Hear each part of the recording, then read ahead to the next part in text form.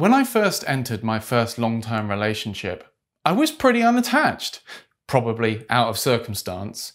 I was totally fed up with the town I was living in. I felt it lacked creativity, music, arts and culture and things to do.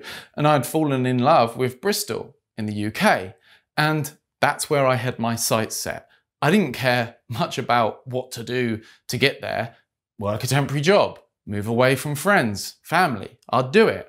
I just knew that I wanted to get there and upgrade my day-to-day experience with a new way of life. I wasn't expecting a relationship to make me happy. I'd been single for most of school and college and I had survived. I didn't think that deeply about my level of attractiveness and who I was able to attract anyway. So I was able to enter that relationship in a way that was, on the whole, just natural and just flowed. But after a few years, codependency creeped in. I'd enjoyed much of the relationship, but then I started to try and fix situations between us so I could feel good again. I started falling into the belief that it was the relationship that was the thing that was keeping me happy. And then, of course, that made me fearful about losing it, increasingly frustrated with problems on one hand, but scared to the bone to lose something that had become so familiar and comforting on the other. I had become attached, and at some point, the relationship decayed anyway. So here's what I'd like you to realize. Attachment is born out of the belief that the thing or the person or situation or idea of the future is the thing that will make you permanently happy or bring you ultimate peace, and that belief is false. You see, you can get yourself whipped up into a state where you believe that if this situation changes, if this person goes, or you lose this thing, you'll fall into this bottomless pit of despair, never to return with quite the same degree of happiness as before, that you'll lose part of yourself. Yes, experiences can bring you joy, and we seek out experiences because they bring us joy and pleasure. But if we're dependent on the experience to bring us joy, we create a cycle of fear about losing the thing we've become dependent on. We lack a foundation of stability within ourselves when we lose touch with who we really are deep down and the inherent peace that's found there. Of course, if a much appreciated situation or person or relationship were to disappear, we may feel a sense of loss or grief. This isn't about being emotionless or unfeeling or inhuman. But when I was neck deep in the dysfunctional relationship dynamics, there was this idea somewhere in my mind that if I were to lose her, things would never be quite as good as they were before. There'd always be this sense of discomfort and lack, knowing that I used to believe we'd die in an old people's home together, and being attached to that idea and realizing, oh no, it wasn't to be.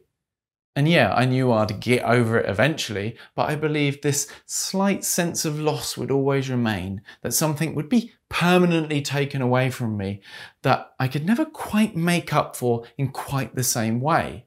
And then there was this fear of the immediate feelings of loss and grief.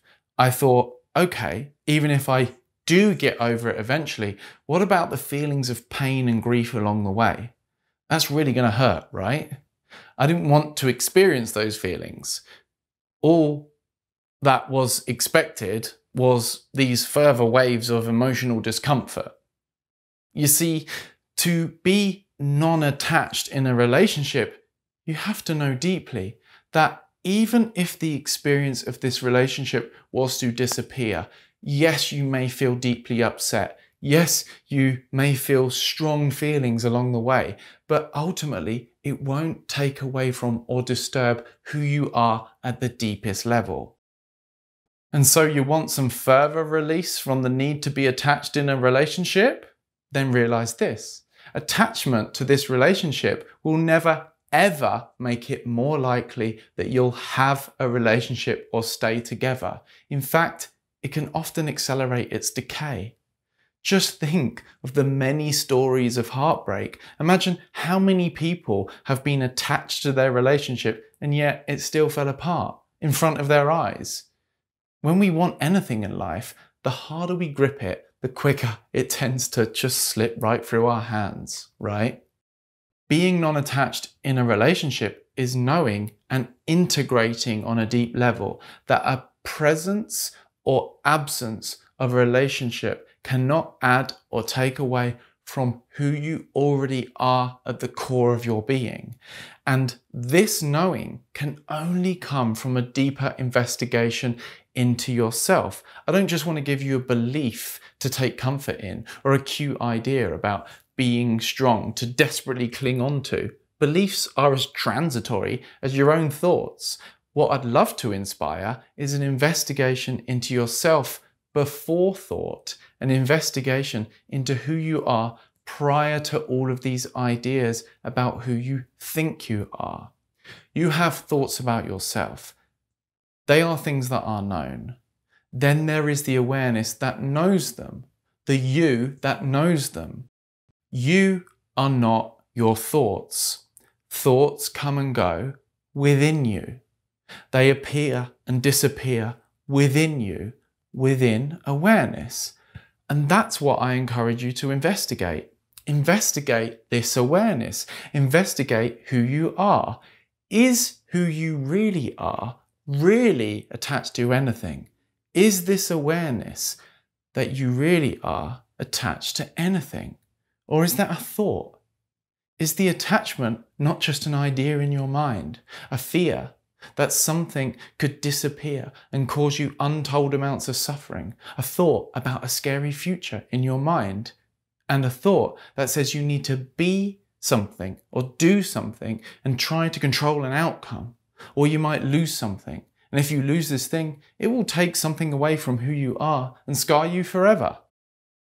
A belief that says, if I release from this attachment, if I truly let go, then this thing will decay even faster. If I let go of the attachment to the relationship, I'll also let go of the relationship and it will just slip away. These are beliefs.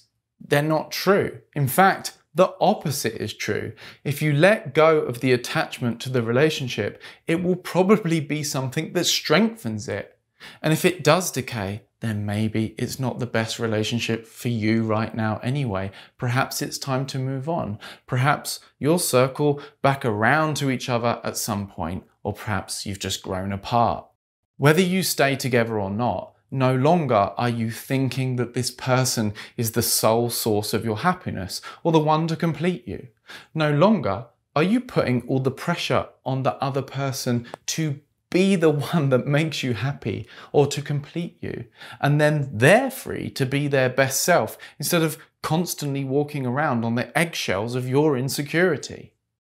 Being non-attached in a relationship is not about being unloving or uncaring. It's not about being inauthentically nonchalant and just pretending to yourself or anyone else that you just don't care. We can convince ourselves that being overly attached in the relationship is the thing that gives us the passion and energy and drive to do the things that keep the relationship together and make it good. But hang on a minute. When two lovebirds that really hit it off with each other are early on in their dating together, do they not have fun and adventure? Are they not extremely passionate? Even at this point, though, they surely haven't known each other for long enough to get attached. Of course not. They're just in flow. They're whipped up in the moment. Compulsive and repetitive thoughts about past or future together aren't circling around in their experience or clouding it. They're just enjoying what is. They're not running around trying to control each other or fix each other or trying to control or fix the situation. So how about we get some of that good old courtship into our relationships when they're 1, 2, or 10 years down the line? Over-attachment kills the vibe. It's not sexy. A degree of non-attachment can add a little spice and can bring back the presence and therefore the passion. Couples can end up having the best sex that they've had after they argue for 2 hours, think that they're going to break up, accept it to a degree, and then realize they don't really want to do it, but then realize that they're free from the obsessive attachment that means the passion explodes back on the scene, making for some mind-blowing bedroom rodeo. Now, I'm not suggesting that you just argue with your partner for 2 hours and put your relationship at risk and create a bunch of unnecessary suffering in the process to get to that point. I'm attempting to illustrate a point. When you're not in fear about how much you think you desperately need this person to fill you up or make you complete, you free yourself and the other person from the neediness that kills the passion and vibe. You love giving to this person. You love sharing with this person. Maybe since you've been with this person, you've had some of the most incredible, mind-blowing experiences and fun and adventurous experiences together. But it doesn't mean that you'll never have experiences with those kinds of qualities again. And even if you don't, it won't take away from the peace that's at the very core of your being. This is the peace that you experience when you stay internally still and investigate the nature of awareness, the nature of who you are, and find yourself to be at the core of your being, inherently peaceful, drawn to relationships and other amazing experiences, immersing yourself in life experience and enjoying that with others, but able to come back to yourself and come back to the peace that's at the heart of yourself. And so, I hope you found this episode helpful. And by the way, the principles that we've talked about in this video, the principles of non-attachment, presence, and investigating the nature of yourself as awareness, these are all parts of the coaching and teaching I use on the Consciousness Revolution program, an exclusive program with me to help you overcome any attachment, low confidence, or low self-esteem that's holding you back from what you really want to feel and manifest in your life.